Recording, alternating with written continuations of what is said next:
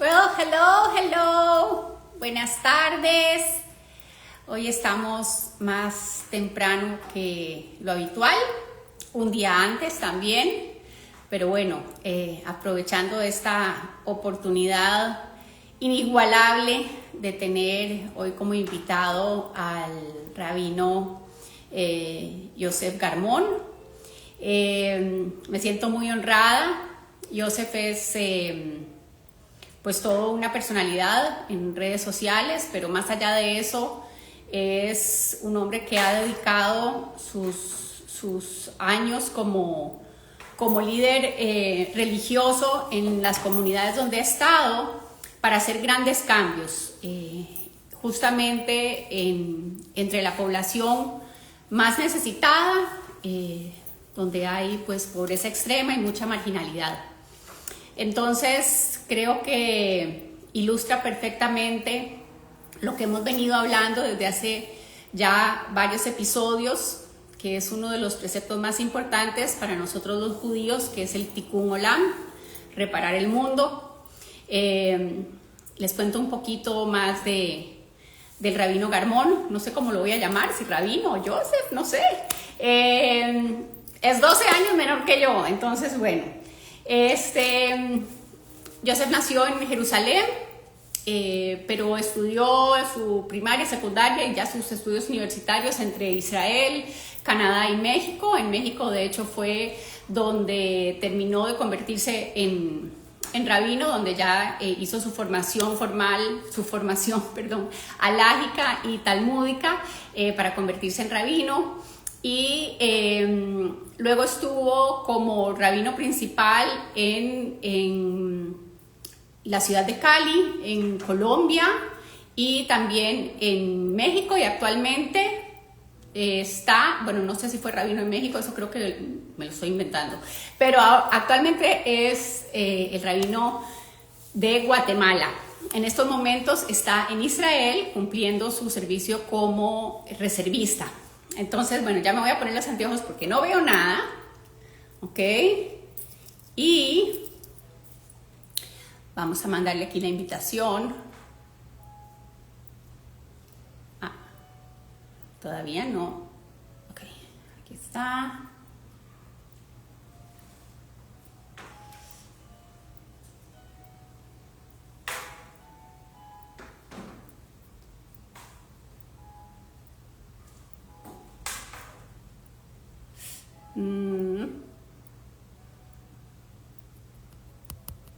Espérense porque creo que no se ha conectado. Vamos a ver. No, me parece que no se ha conectado. Vamos a mandarle aquí un mensaje.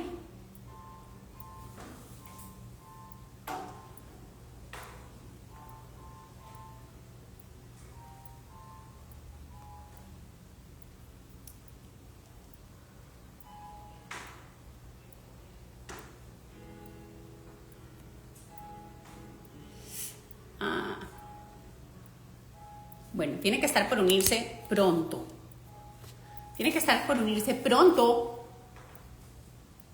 Porque en Israel son ahorita las 10:30 de la noche. A mí me dio un poco de pena. Le dije, pero es muy tarde. Ahí está. Ya le vamos a mandar la invitación.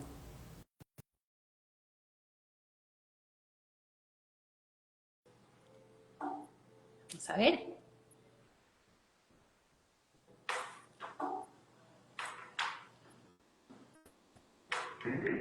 Hola, Hola, hola, ¿cómo estás? ¿todo bien? Pura vida. Pura vida, así es, 100%. Creo que metí un poco la pata porque dije que había sido rabino en México y creo que eso me lo inventé. Viví en México 4 años Ya, y parte de esto en diferentes comunidades, pero no en una comunidad específica. ok. Bueno, muchas gracias por estar aquí conmigo en este podcast. Es un honor. Sé que es tarde en Israel. Estaba contándole a la gente que se está uniendo que son las 10:30 allá. Es realmente tarde. Pero bueno, a mí me gusta siempre empezar que nos cuentes un poquito quién eres, a dónde estudiaste, toda tu formación, cómo decidiste hacerte rabino, si vienes de una familia religiosa, un poquito el background y entramos ya en tema. Bueno, así en resumen rápido, primero, shalom a todos los que también se van a unir después. Eh, bueno, yo nací en Jerusalén y empecé mi vida en Jerusalén, tanto en los estudios y todo hasta los casi 18 años. Uh-huh. Cuando me moví a Francia un poco, después otros países ahí en Europa, llegué a Canadá unos meses, Estados Unidos unos meses, hasta que llegué a México. ¿Todo esto Bueno, cuando llegué, o ya solo? O sea, a partir de los no, 18. no, Ah, como ajá. soltero solo, es una historia en cada lugar, es una historia para un podcast completo, ¿ok? Como empecé a moverme sin dinero, sin conocer a nadie, sin hablar el idioma, sin absolutamente nada. Porque hablas Eh, perfecto. sí, sí, sí, pero al principio tenía que hablar francés Sí, y después hablar inglés y después hablar español. Entonces ahí cambiar la vida cada vez, eh, pero otra vez tratar de encontrar soluciones y no problemas, porque problemas hay suficiente. Entonces si uno empieza un viaje con problemas no va a llegar a ningún lado. Pero si su meta, su vista está a buscar soluciones, entonces va a encontrar problemas, pero lo bueno es que va a encontrar también soluciones. así es. Y ahí llegué a México, me enamoré de la cultura latina, de las personas, no voy a hablar mal de los otros, pero entras en un ascensor o un elevador en México y te dicen buenos días, ¿cómo está? Y nadie te conoce. Eh, es decir, todo es una vida muy diferente, casi en todos los países latinos. Entonces me quedé en México unos años y hice ahí bastante trabajo en diferentes lugares. Después regresé a Israel, puedo decir casual, o coincidencia, o diosidencia, como lo quieren llamar. Había una enfermedad en México en 2009, Uh-huh. una pandemia, pandemia de los cerdos, la fiebre de los cerdos.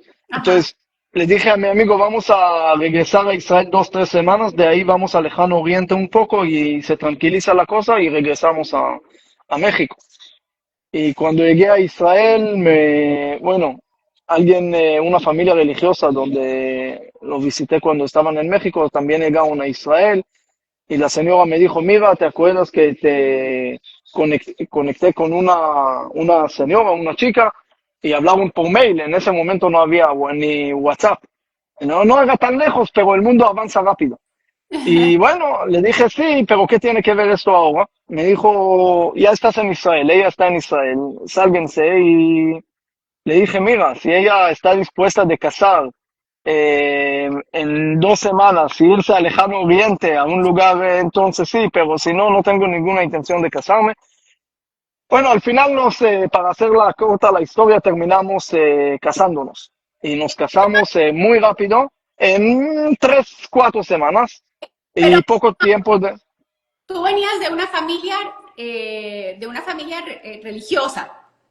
Sí, sí, Ah, ok, ok. Entonces sí, digamos que este proceso porque la gente no lo va a entender, o sea, digamos, yo soy sí. secular, entonces yo fui novia de mi esposo 5 años, la gente no entiende cómo es estos matrimonios que se dan tan rápido. Entonces, Mira, en realidad, sí, en realidad ni 100 años alcanza para conocer uno al otro. Entonces, uno siempre sigue conociendo cosas y retos y desafíos y el amor es un desarrollo de muchos años, no es una vista. Y eso es lo bonito.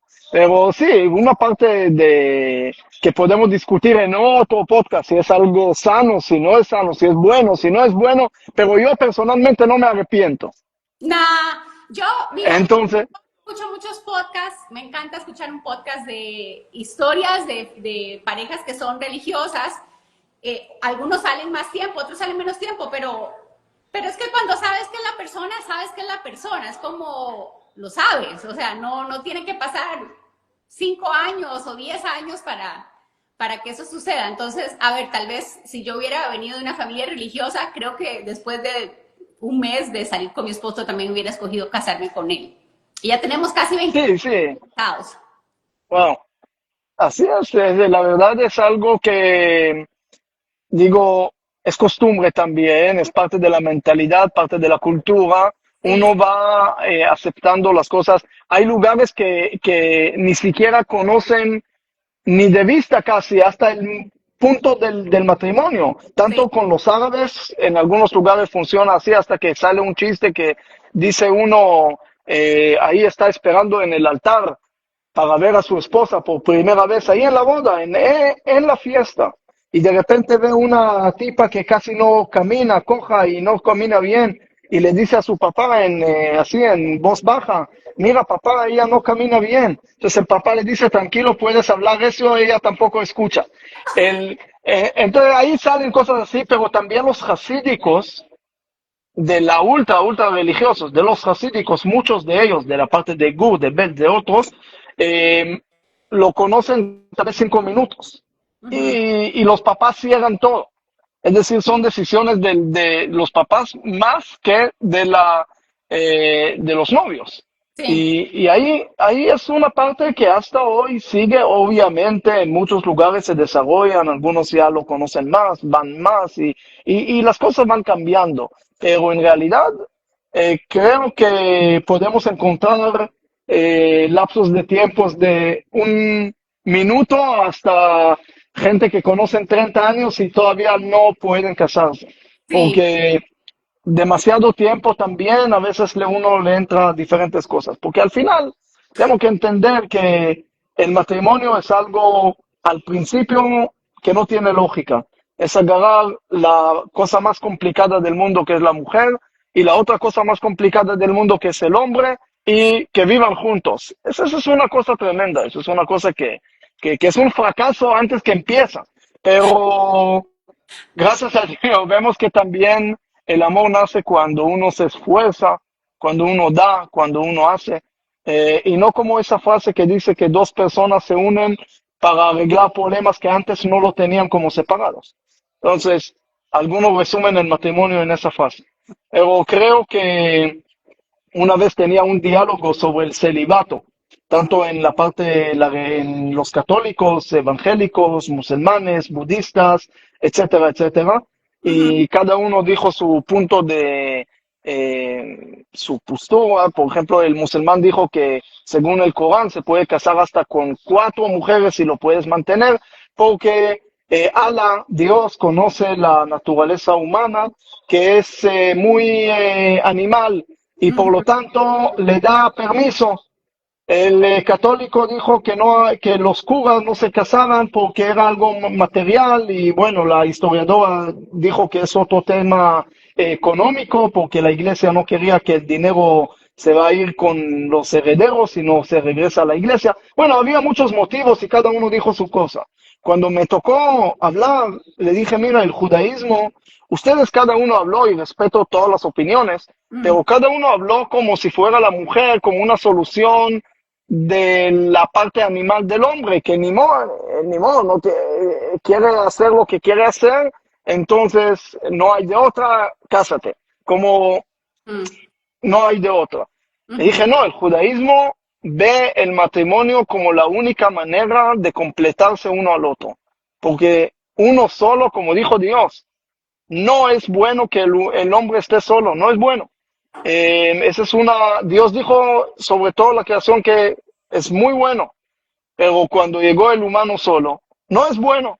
Es decir, no estamos agarrando a la mujer nada más como ni modo tenemos que hacerlo, sino de la mejor forma de vivir es a través del matrimonio. Y bueno, ese es también otro tema, cada tema que podemos abrir aquí. ¿Qué edad tenías cuando Pero al final de todo eso, nos casamos. ¿Y qué edad tenías Y cuando casaste? 21 y medio. Y poco tiempo después, estoy hablando menos de 2 semanas después, nos movimos a México de vuelta. Es decir, yo de vuelta ella la primera vez. Después de 2 años en México, me ofrecieron ir a Bogotá. Fuimos a Bogotá un tiempo, después a Cali, fui rabino en Cali 2 años. Ahí nació mi primera hija, Kalenia, colombiana.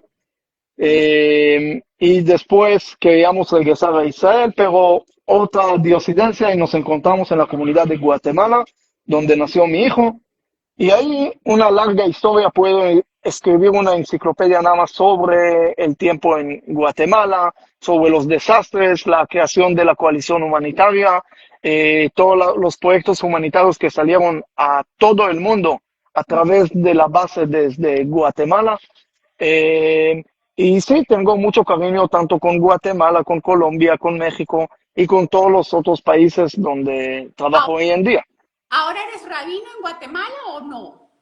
En estos momentos, actualmente. Terminé mi trabajo en Guatemala en el tiempo del COVID, Ok. pero seguí trabajando con la comunidad sefaradí que está ahí. Y yo voy cada mes a Guatemala, trabajo un poco en la comunidad, pero trabajo como jefe del Mizrahi de América Central. Y trabajo como Zaca en América Latina. Y trabajo en diferentes ministerios de la diáspora para América Latina. Y en diferentes trabajos que al final me tengo que mover y puedo estar un día, 2 días al mes en Guatemala y dividir mi tiempo en los otros países. Entonces, ninguna comunidad va a aceptar un rabino pájaro que no viene. Entonces, pero bueno, gracias a Dios seguimos con buena relación. Eh, es una comunidad muy activa que hace bastante. Hoy en día en la comunidad que nací está el rabino Nir Cohen, que es un rabino que estaba conmigo en Colombia, muy amigo, y cuando estoy ahí estamos haciendo charlas juntos y diferentes cosas. Sí que gracias a Dios no hay eh, ningún problema de estar en diferentes lugares, mientras sé que la comunidad de Guatemala también está en buenas manos y así seguir trabajando en lo que se puede. Cuéntanos un poquito cómo nace esta iniciativa de la coalición humanitaria, qué es lo que dispara en tu cabeza, en tu corazón, decir, ok, bueno, yo estoy aquí trabajando como rabino, pero lo que estoy viendo alrededor es importante para mí, quiero hacer un cambio. ¿Cómo sucede esto? Bueno, lo plantaste muy bonito, pero no es tan bonito como es, porque la idea no nació en mi cabeza, sino nació en la cabeza de un joven que se cayó de su moto en Guatemala. Así es de la historia. Yo estuve en Guatemala, en Era Pesach, junto con Semana Santa que tocó y por eso la comunidad, todos se fueron a vacaciones y le dije a mi amigo que tiene una comunidad de Chabad en la parte de San Pedro de la Laguna, donde está el lago bonito de Guatemala, como 3, 4 horas de la ciudad. Y le dije que como la comunidad no hay nadie casi, voy a pasar Pesach, no Pesach, si Pesach estuve en la comunidad, había gente, pero Shabbat después de Pesach, el día sábado. Entonces me fui a, al lugar. En el camino me llama que un joven se cayó de la moto, que no hay hospital en San Pedro, lo movió para Sololá, pero como él está con su amiga, el joven que se cayó y no habla español, si puedo pasar yo a Sololá para ayudar. Y me fui hasta que lo encontré, ya estaba inconsciente, el doctor ahí, está terrible todas las condiciones sanitarias del lugar que vi. Llamé al doctor Emilio Michan de la comunidad, le expliqué el tema, me dijo si en 3 horas no viene, se muere. Híjole, Y este sí, chico, se infló la cabeza, se empezó a sangrar de los oídos y bastante complicado. este chico, Eh, para ponerlo en contexto, este chico era un turista. Un turista, sí, hay muchos turistas, hay cientos de turistas, ¿Sí? tanto después del ejército y tanto de Estados Unidos, y que vienen a pasar en Guatemala. Guatemala es muy linda para hoy en día. Creo en Pesaj estuve en Guatemala, éramos como 500 personas, así que llegaron de afuera. Pues hay bastante, como en toda América Latina, que vienen de todos los lugares. Sí. Y bueno, eh, digo, tengo 3 horas, entonces hablo con el hospital, tráiganme ambulancia rápido y llegamos. Me dice, no, eso hay que pedirlo con 24 horas de anticipación. Yo le dije, señores, yo no soy rabino, no profeta, no sabía que iba a pasar eso.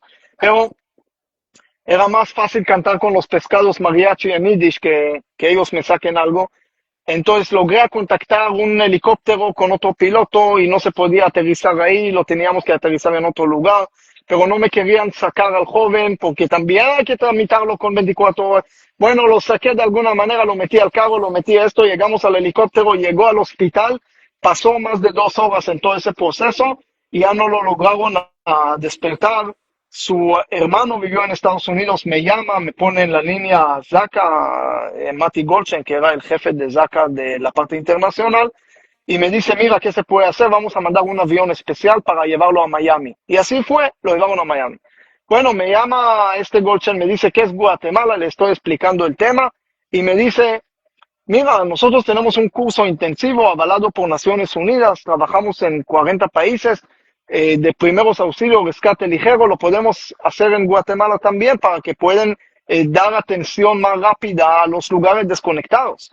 Ujú. Y le dije, perfecto, ¿qué implica eso? Bueno, hay que construir un campo para entrenar esto y el otro. Hablé con unas comunidades evangélicas, lo logramos hacer muy rápido, llegaron todos los capacitadores de Israel, de Zaka, y empezamos a implantar todo ese tema. Ujú. Y hicimos una capacitación para el primer grupo de 45 personas. Eh, Era un curso increíble. Terminamos el curso y poco tiempo después se explota el volcán del fuego en Guatemala, donde muere mucha gente y una tragedia grande. Los primeros que fueron a salvar fueron la gente de nuestro grupo con los chalecos que estaba escrito a Isaac en hebreo. Entonces la gente dijeron, ¿cómo puede ser que de Israel llegaron en una hora? ¿Cómo sabían de la tragedia antes? ¿Cómo aparecieron ahí en los periódicos salió y esto? ¿Cómo salieron tan rápido?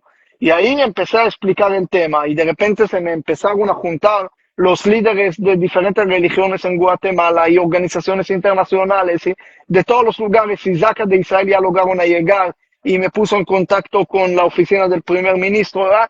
Por todos lados, porque era poco tiempo, pocos meses. Estábamos hablando que en mayo Guatemala trasladó la embajada a Jerusalén, que es otra historia muy linda aparte, donde Ujú. estuve presente para traducirle entre el primer ministro de Israel, Netanyahu, al presidente Jimmy Morales de Guatemala.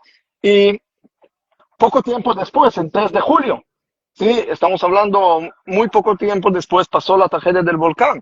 Entonces, eh, empezaron a juntar todo eso y empiezo a ver en una mesa un jeque, un pastor, un cura, un budista, te digo, eso parece un chiste, pero es muy interesante. Entonces parece como coalición humanitaria.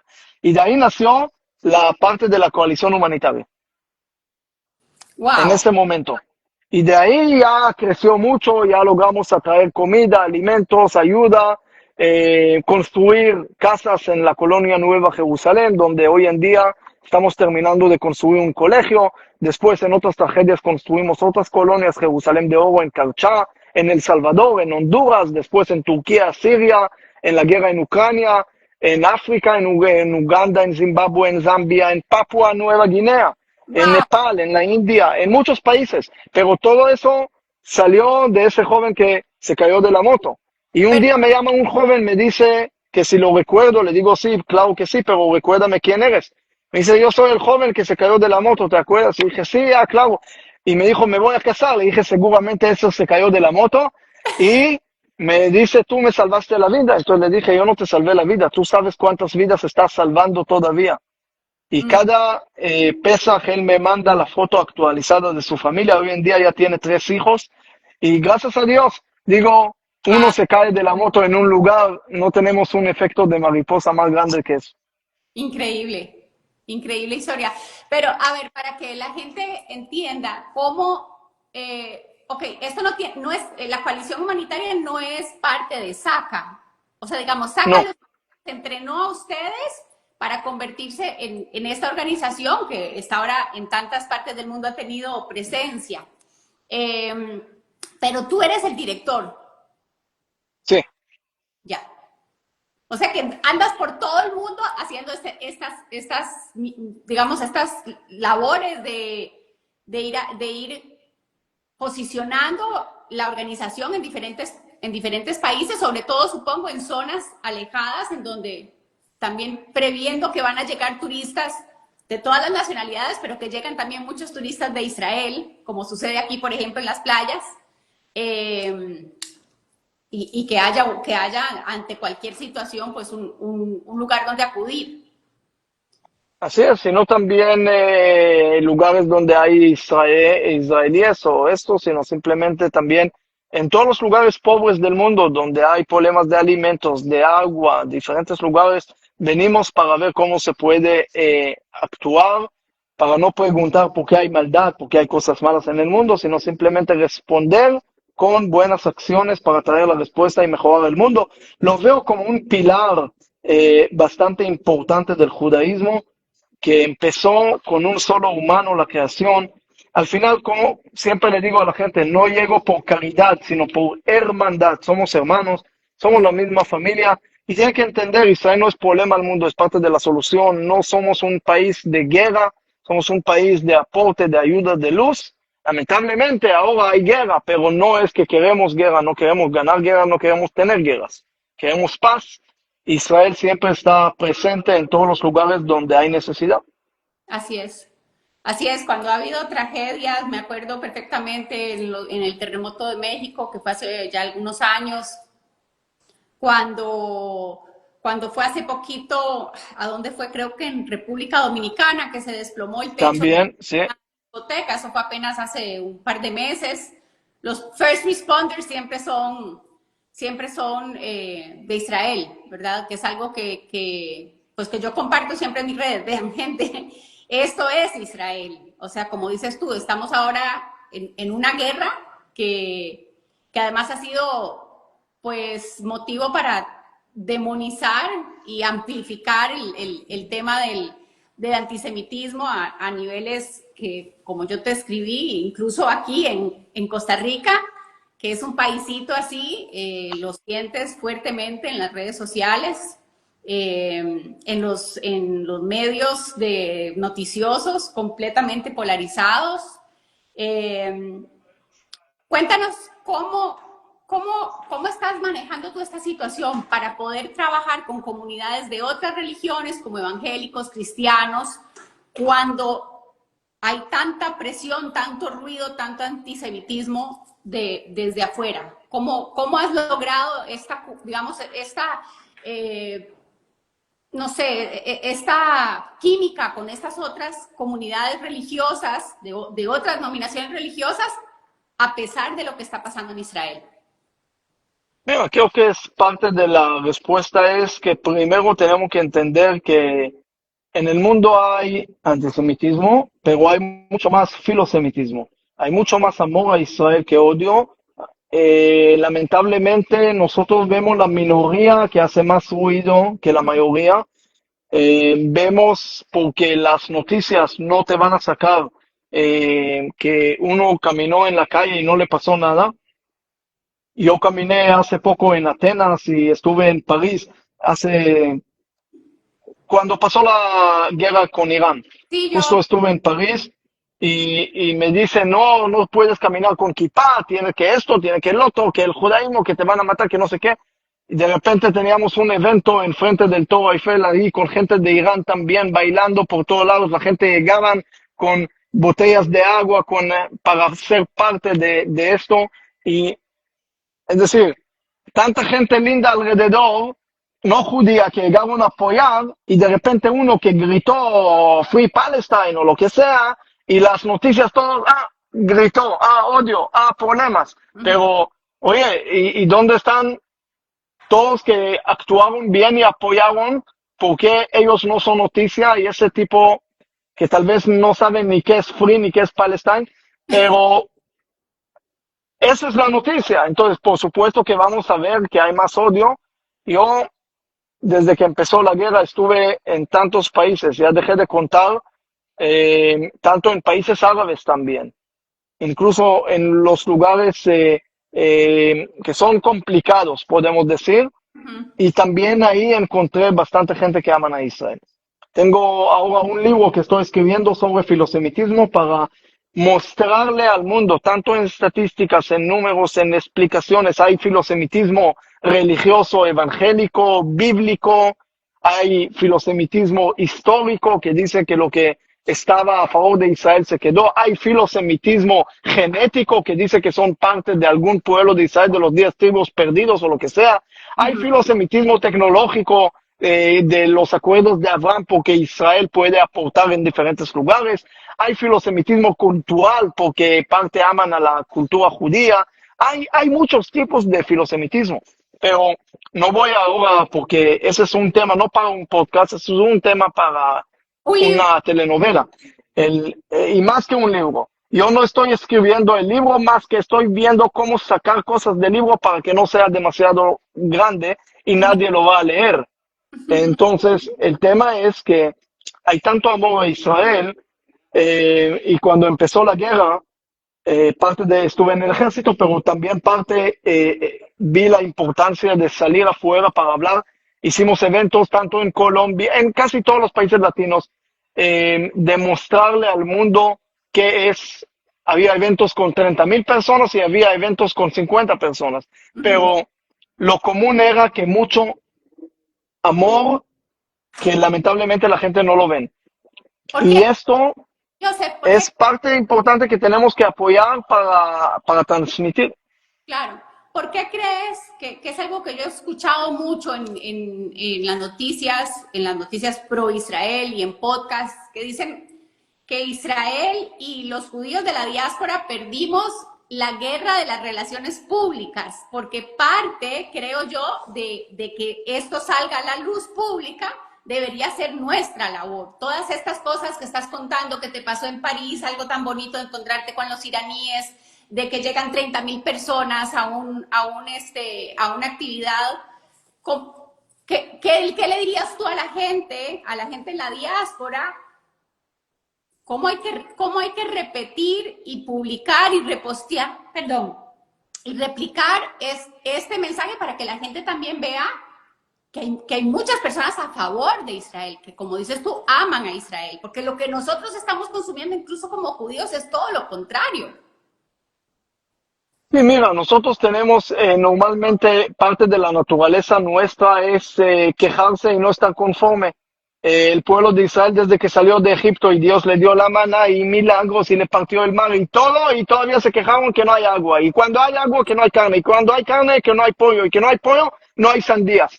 Se quejaron por todo y se encontraron siempre motivos para quejar y parece que esa es la prueba que estamos todavía conectados al mismo pueblo antiguo porque seguimos siempre quejando de diferentes cosas que no tenemos en vez de agradecer sobre todas las cosas que sí tenemos. A pesar de 7 de octubre, estamos en el mejor momento histórico del pueblo de Israel. Tenemos un Estado fuerte, un Estado próspero, un Estado que aporta a todo el mundo, un Estado que está presente dentro del pepino que uno come en Uganda o el agua que toma en Papúa Guinea o en Australia también en una tecnología o en Guatemala en una lechuga que está comiendo que llegó a través del sistema hay tantas cosas innumerables que yo puse un post que hay que castigar a Israel y la gente que está en contra de Israel tiene que dejar de usar todo lo que tiene Israel y de repente en toda esa lista al final uno no puede ni leer el post porque el Facebook también tiene que ver con alguien judío. Entonces, primero tenemos que entender que estamos muy bien y vamos a estar mucho mejor. Yo creo que estamos enfrente de una época que nunca teníamos en la historia. Pronto se va a terminar la guerra. Mira cómo empezó la guerra y mira cómo estamos ahora. Siria ya se cayó, está tratando de hacer paz con Israel.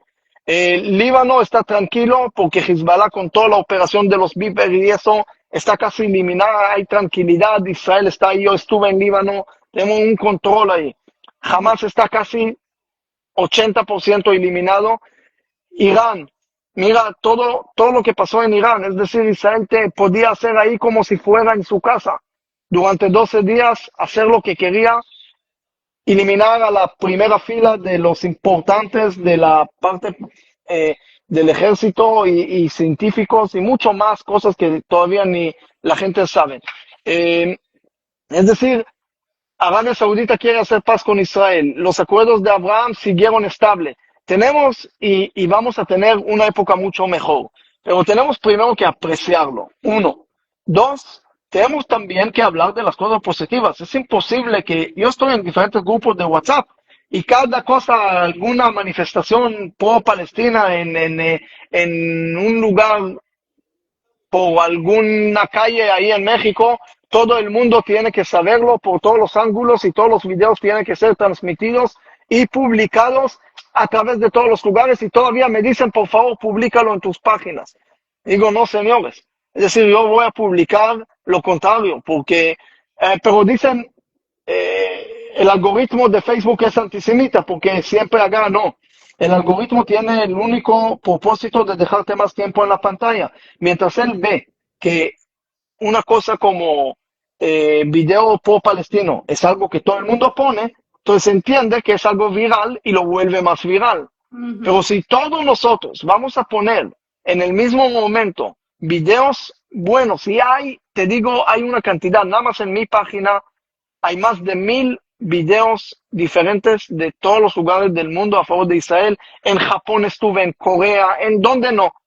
Y se puede publicar. Es decir, hay mucho más que no publique, pero estoy tratando también de hacerlo. Pero mientras más gente lo van a compartir, más viral se va a poner y el algoritmo también se va a entender el tema. Entonces, tenemos que entender la solución. Ahora, claro que la media no todos hablan a favor de Israel por una razón sencilla también. Porque Israel tiene un país, Israel tiene un ejército, Israel tiene todo. Parece el Goliat y los palestinos parecen David, porque parecen miserables. Todo Gaza está casi destruida, murieron mucha gente ahí. Es decir, la situación es muy complicada de explicar, no es tan fácil. Es decir, no, si era al revés, el mundo puedo decirlo de la siguiente manera, si yo no fuera judío, tal vez podría estar muy rápido en el lado de los palestinos, a menos si estudio el tema y entiendo que Israel le dio a los palestinos territorio en 2005 con Ariel Sharon.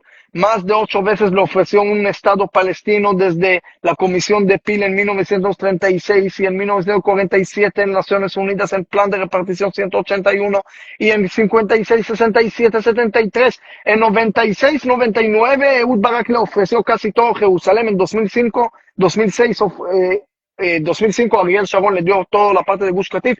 2006 Olmert le ofreció hasta el Muro de los Lamentos. En 2009 Benjamín Netanyahu le ofreció un Estado palestino con la única condición que reconozcan un Estado judío y no lo querían hacer. Es decir, mucha gente no sabe en todos esos intentos que los palestinos no quieren un Estado palestino, porque al tener un Estado palestino van a tener que reconocer un Estado judío al lado y ellos teológicamente, según el Islam radical, no puede haber un gobierno ajeno al Islam encima del Islam. Por lo tanto, lo mismo tenemos el problema nosotros, tenemos el problema más grande va a ser para Bélgica, para Francia, para España, para otros países. Y si no entienden esto, el problema le va a llegar y va a tocar a sus puertas pronto, o tal vez ya tocó. Es decir, ya entendieron el tema. Entonces, Israel está haciendo aquí la guerra para el bien del mundo. Yo creo que también la parte humanitaria que estoy hablando lo estoy haciendo aquí también en el ejército. Porque estamos para el bien de los palestinos, para liberarlos de Hamas, para liberarlos del yihad islámico, para liberarlos de todos esos radicales que roban su dinero para construir debajo en vez de construir arriba y tener el mejor país del mundo, con todo el dinero que recibieron del mundo, ¿no? Prefieren atacar al otro en vez de construir para ellos. Entonces, estamos en una situación muy delicada, muy complicada. Tenemos que explicar, pero más bien tenemos también que mostrar la cantidad de la gente que aman a Israel en todo el mundo. Yo vi hace poco en tu página, para que nos cuentes un poquito de eso, no sé si fue en El Salvador, que te hicieron, inauguraron, creo que, no sé si fue una clínica o una aldea, no estoy muy segura, pero había un cuadro, un mural con tu cara. Esa es una... Cuéntanos un poquito de eso. Me pareció increíble. Mira, en El Salvador trabajo mucho en diferentes lugares, tanto que el presidente Bukele puso en su Twitter hace unos años que gracias a nosotros no falta medicamentos en El Salvador por primera vez en la historia. y gracias a Dios logramos hacer bastante ahí con Fundación Jerusalén. Y parte del reconocimiento que ellos querían hacer, de repente, este mural a través de un artista muy famoso ahí, y la verdad me emocioné mucho, creo que era demasiado grande para mí y también para mi altura, dije que era demasiado, pero otra vez, cuando lo vi al principio, antes de sacarlo, pensé que es una bandera de Israel con la bandera del Salvador y de repente aparece esa cara. Entonces le dije que podían escoger una persona más linda, pero ni modo, ya lo hicieron. Eh, Era el alcalde ahí, es un lugar que el presidente Bukele está desarrollando, cambiando todo. Es una zona costera, un lugar muy lindo. El Salvador está pasando unos cambios muy positivos. Yo lo sentí porque estuve antes y después, la seguridad y todo. Y hablando de El Salvador, yo siempre lo pongo, que el presidente Bukele dijo algo muy claro cuando lo atacaron, que está violando los derechos de los terroristas, de los pandilleros de ahí. Sí, Dijo, en el momento que tú violaste los derechos del otro y mataste, robaste, hiciste algo contra el otro, perdiste tus derechos humanos. Y ujú, así hay que tratar a los terroristas así en es. Israel, al plan Bukele. Pero lamentablemente Israel es demasiado ético para hacerlo y el terrorista puede sacar hasta doctorado en la cárcel y gozar de comida y de todo. Y es triste, pero es así. Esas son cosas que uno como judío de la diáspora, cuando leen las noticias, uno dice, ¿cómo? ¿Cómo va a ser que esta persona tiene su título de derecho y publicó 2 libros estando en la cárcel y está rellenito y nuestros secuestrados están, hoy justo salió un video que yo decía, no puede ser. No sé cómo sacaron ese video de un grupo de terroristas comiendo de todo, carne y lo que se te pueda ocurrir Sí, en uno de sí. los túneles, mientras se sabe con certeza que los Y el secuestrados que... ejército de Israel, sí, la gente no sabe, pero el ejército de Israel no es el más humano del mundo. Es el único que participa en esa competencia. Es decir, nosotros vamos a verificar una casa, arriesgamos la vida para no matar inocentes. Murieron mis amigos por esas verificaciones. Cuando cualquier otro ejército, no tenemos que ir muy lejos en la historia, sino en Estados Unidos, después de Torres Gemelos, que 7 de octubre en proporción per persona era 7 veces más de lo que pasó en Torres Gemelos. Y a pesar de eso, mira lo que Estados Unidos hizo en Afganistán, en todos los lugares. Y en la Segunda Guerra Mundial en Japón con las bombas atómicas, me imagino que algunos inocentes murieron ahí en la Hiroshima y Nagasaki, ¿sí? Y en Britania y Alemania y toda la historia. La proporción que se reconoce en guerras mundiales o en guerras históricas, estamos hablando, a veces pueden morir 60, 70 inocentes por cada involucrado. En Gaza mueren más o menos uno y medio por cada involucrado. Es decir, jamás se ha visto esa proporción tan baja en el mundo. Y también tenemos que tomar en cuenta que parte de lo que murieron en Gaza es por la culpa de Hamas, que pone sus bombas y se explotan dentro de su propia población. ¿Ok? Claro. Israel le manda comida, alimentos. Yo estuve presente en Kerem Shalom cuando se salió tantos contenedores. Hamas roba la comida y después se queja que hay hambre en Gaza, cuando Gaza es el lugar que más contenedores de comida ha recibido de todos los Walmart del mundo. Pero siguen quejando y siguen diciendo que nosotros hacemos genocidio. Eso es lo que le dije también al Papa Francisco, que dijo que hay que investigar a Israel. Le mostré a mis amigos que murieron, le dije, si nosotros queríamos hacer genocidio, en un día podíamos terminar a Gaza en 8 de octubre en una bomba y se acabó. Capacidad tenemos, pero no voluntad. Por eso arriesgamos la vida de más de 800 soldados que murieron, para evitar la pérdida de vida de inocentes, también inocentes palestinos, porque no queremos que ningún inocente muera. Pero a pesar de todo lo que hacemos y de todo lo que se puede mostrar, todavía hay gente en el mundo que van a seguir atacando a Israel por genocidio, por apartheid. Y yo vi mucha gente en el mundo. Le pregunté a uno que dónde viven los árabes en Israel. Me dice, ustedes lo ponen en la cárcel en Gaza. Le dije, tú sabes que 20% de la población israelí son árabes, que hay doctores árabes, que hay parlamentarios árabes, que hay jueces árabes, que hay... Me dijo, no, es mentira. Le mostré en internet. Me dijo, no, esto, el otro. No tenía ni idea de esto. No tenía, le dije, tú caminas en Jerusalén, en todo el mercado más valioso de Israel, todo manejado por árabes. Sí. Toda esa parte de Jerusalén. Es decir, en mi unidad del ejército hay árabes también. Están en cualquier lado, están en cualquier lugar. Y el mundo todavía acusa a Israel por apartheid.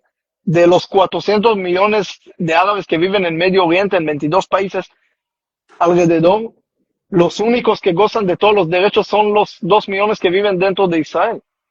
Las Y son mujeres, orgullosos de ser israelíes. Las mujeres solo que que no pueden, tienen que ir tapadas, o cualquier otro derecho humano, libertad de expresión, en los países árabes no hay.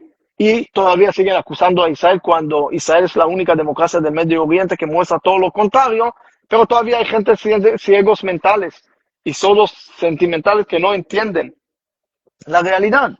Otros me dicen que Israel es el país más grande del mundo porque siempre conquistamos. Cuando alguien me dijo eso en Colombia, le dije, ¿qué tamaño es Israel? Me dijo, muy grande. Le dije, ¿qué? ¿Más grande que Colombia o menos? Me dijo, mucho más. Le dije, Israel entra en Colombia 54 veces. El tipo no quería creer. Y le mostré el mapa, le dije, búscate Israel. Me dijo, ustedes manipularon el mapa, lo borraron. ay, no Le dije, pues, ustedes nos quieren borrar. Nosotros no manipulamos, pero usted, antes de hablar, por lo menos tiene que hacer la básica investigación sí. de ver en Internet. Es decir, Israel es el país número 153 del mundo. ¿De qué tamaño estás hablando? 0.4% del Medio Oriente. No, pero 22 países árabes o 56 países musulmanes es poco. Y un país para los judíos es demasiado. Es decir, son lógicas que no entran. Pero a pesar de todo eso, lo que digo, son ignorantes que se convierten en gente que odian, pero todavía tenemos que enfocar en toda la gente que nos ama. Y hay mucha gente que nos ama. Hay un pastor que me dijo que un judío llega con él y le dice, mira, estoy molesto con Dios, estoy enojado. Que le dijo a Abraham que su descendencia va a ser como las estrellas, somos estrellados, no estrellas. Y el pastor le dijo, yo estoy enojado contigo, ¿por qué no cuentas a nosotros? Somos también la familia de Abraham, Ujú. somos la familia de ustedes también y amamos a Israel. Y son, es decir, los católicos, los cristianos en total son 2.3 billones. Los evangélicos son 700 millones dentro de ese número y muchos de los católicos también aman a Israel. Y en Lejano Oriente hay muchos y en los países árabes. Es decir, de los 8 billones de habitantes que viven en el mundo, creo que tal vez 2 billones no le importan nada y no conocen nada del tema de Israel. Viven en un pueblito y no tienen apenas para comer o para tomar. Se quedaron 6. De los 6, si quitamos los cristianos, y quitamos los de Lejano Oriente y algunos de los árabes y esto y el otro, y digamos que hay mayoría que ama a Israel. Ujú.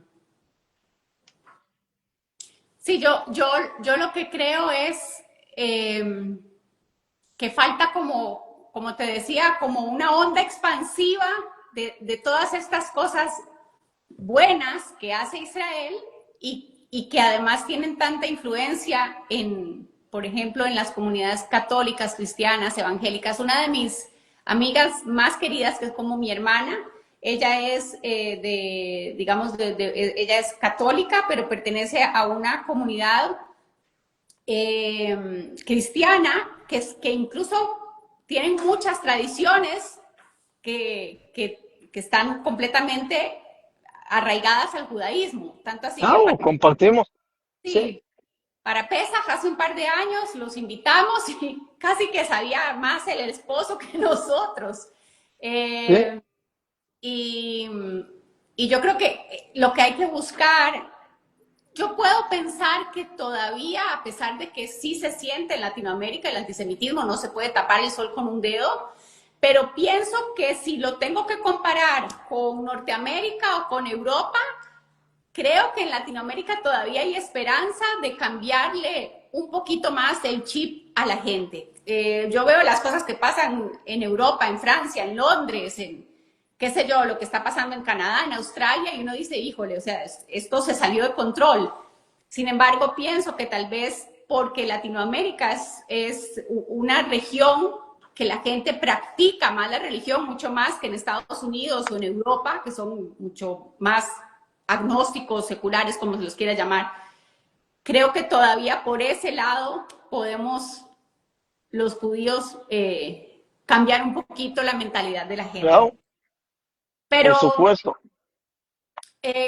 bueno, a ver, siento que tal vez lo más importante es tener figuras como tú, trabajando con diferentes organizaciones, en diferentes iniciativas que den a conocer esto. Porque uno, por ejemplo, yo en algo tan pequeñito como lo que yo tengo es muy difícil que la gente se entera. Y yo todo el tiempo, en prácticamente todas las entrevistas que hago a personalidades judías o no judías que están en este mismo camión, montados en este mismo camión, es la importancia del tikkun olam, que es casi como algo que llevamos impregnado nosotros los judíos, donde llegamos, queremos hacer el bien, queremos reparar, aunque sea nuestro pequeño metro cuadrado, y que se vea mejor, y que se sienta mejor, y que repercuta no solo para nuestro beneficio, sino para el de los demás.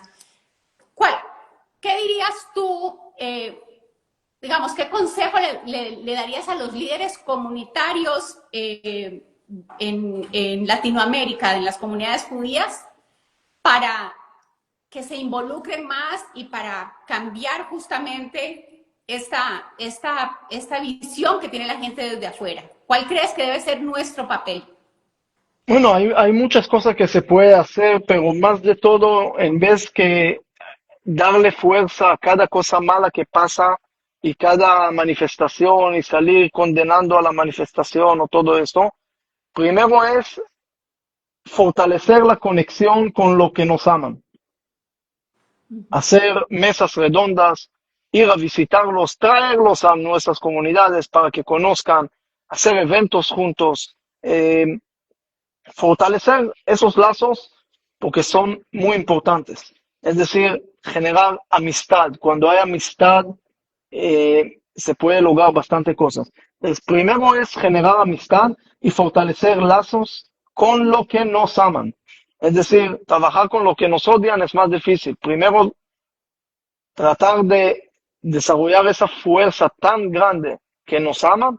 Esa es una cosa muy, muy importante que se puede hacer para Israel. Segundo, involucrarse más en acciones humanitarias y ayuda humanitaria que puede ser luz. Y la gente van a decir, yo lo veo cada día, constantemente. La gente dice, la acción habla más de cualquier otra palabra. Entonces, cuando ven que la comunidad judía apoya al país, entonces para cualquier extranjero que vive en cualquier lugar del mundo, para él no hay diferencia judío, israelí, todos son lo mismo. Una comunidad judía para él es una comunidad israelí. Y por eso tenemos que trabajar para cada vez mostrar más la cara, verdadera cara de Israel, que ayuda, que apoya. Y esto, si nosotros vamos a hablar de las cosas malas, le vamos a dar más fuerza. Uh-huh. Pero si nosotros vamos a enfocar en la luz aleja la oscuridad. Es una receta muy sencilla que trabaja tantos años y tenemos que seguir. Yo empecé hace como 6 meses a ser guía del museo. Tú estuviste en Sí, el del museo comunitario, y la mayoría de lo que digamos, de la gente que me toca atender son chicos de entre 16 y 17 años. Llevarlos a hacer el tour del museo, que conozcan un poquito del judaísmo, de los inmigrantes. Algunos preguntan, no están muy informados del tema de Israel. Y el otro día estaba escuchando una entrevista entre Pilar Rahola y Gabriel Ventasgal, y él mencionó el museo y dijo lo que están haciendo en Costa Rica, trayendo a los grupos de jóvenes de diferentes colegios a hacer este tour. Eso está aportando a que toda esa gente luego se identifique positivamente con los judíos y con Israel. claro, claro, claro. Sí, Porque es quitar la ignorancia. y hay mucho, mucho más para hacer. Bueno, no te voy a quitar más tiempo porque son ya las 11:30 de la noche en Israel. Estás, nada más para que la gente sepa, estás cumpliendo como reservista, ¿cierto? Sí, ahora reservista y también un curso de comandantes rabínicos dentro del ejército. Entonces, la verdad que el día empieza a las 4 de la mañana y todavía tenemos ahora otra cosa que hacer antes de terminar y mañana otra vez y así nos falta un tiempo más. Y bueno, bastante trabajo, pero como dije es algo muy importante, entonces lo voy a hacer. Y te agradezco mucho y ojalá que la gente sepan que hay que compartir las cosas buenas y compartir todo esto. Yo creo que es la única manera de ganar esa guerra. Y bueno, pueden seguir a Joseph en Instagram como Joseph Garmón. Luego yo les voy a dejar esta entrevista, y luego la voy a subir a Spotify. Y también estás en Facebook y en TikTok, ¿cierto? TikTok que lo maneja alguien porque no tengo tiempo para manejarlo, la verdad. Yo manejo el Twitter y el Twitter hay bastante trabajo porque la gente son mucho más amarga ahí, no sé por qué, pero así es. Entonces, subí algo del presidente Petro y de repente 300.000 personas que se cayeron encima. Entonces, pero aún así trato de hacer lo posible. En YouTube obviamente son videos más largos, en Twitter son textos más cortos, en Facebook son más grandes, en Instagram son... Y ya sabe cómo es. Sigan, Pero tiene una ahí energía vamos. maravillosa. De verdad que es admirable. Eh, yo salgo de esta entrevista pensando, wow, tengo que cambiar el discurso ya. Me toca cambiar el Sí, discurso.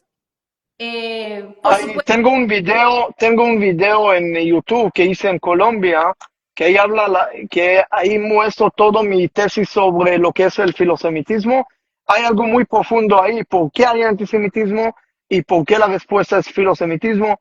Vale la pena, no digo eso sobre cualquier video que saco, pero vale la pena entender un poco algo más profundo, psicológico, digo, pero también histórico y eh, mucho más detallado para entender exactamente el tema, cómo podemos traer una solución y cómo podemos traer un cambio de verdad. uh-huh. Y creo que vale la pena verlo, se llama, creo, filosemitismo, la palabra que va a cambiar el mundo. Eh, un video que hice en una comunidad no judía en Colombia que también hace mucho. Y Eso está así es. Está en YouTube, está en Facebook también, pero en YouTube es más fácil buscar. en buscar. Ok, lo voy a buscar y lo voy a Bueno, poner. si lo subes este video después a Instagram y me etiquetas, ahí lo voy a aceptar sea en mi página y lo voy a poner en el primer comentario. Ok, perfecto. Bueno, Joseph, muchísimas gracias. Tienes que seguir con tus otras responsabilidades a las 11:30 de la noche, Israel. Te agradezco muchísimo tu tiempo, te agradezco todo lo que nos explicaste y creo que es muy poderoso para que también nosotros, los judíos de la diáspora, podamos hacer un poquito este cambio, empezar a acercarnos más a otras comunidades evangélicas, cristianas y abrir la puerta para que realmente haya un cambio real. Muchísimas gracias a ti también, Esther, y que tengas siempre fuerza para seguir con este trabajo tan importante. Gracias, gracias. Nos vemos. Estamos Gracias. en contacto. Hasta luego. Gracias. Bye. Bueno, muchas gracias a todos. Aquí yo nunca sé, porque me sale que hay una persona viéndolo, pero me sale un montón de gente acá. Un montón. Entonces yo nunca sé, pero bueno, no importa. Esto, como lo dije anteriormente, esta humilde plataforma lo que quiere es pues que la gente se informe, que la gente se haga de su propio pensamiento crítico ante lo que está pasando. Y creo que el rabino Joseph Garmón tiene una energía maravillosa y tiene una forma de ver las cosas, pues desde el optimismo y desde el positivismo. Y yo creo que no solo los judíos, creo que si todo sale como él lo dice y como en el fondo todos queremos, vamos a estar presenciando, Dios nos dé vida y salud, una nueva era. Esperemos que sí, porque creo que hemos caído muy bajo. hemos caído muy bajo como civilización y dicen que nunca está más oscuro que cuando va a amanecer. Así es que yo espero que después de toda esta oscuridad de ya tantos meses, veamos un precioso amanecer de la civilización completa. Que estén muy bien, nos vemos la próxima semana, también miércoles, porque mi invitado no puede otro día. Y aquí seguimos, que estén muy bien, nos vemos.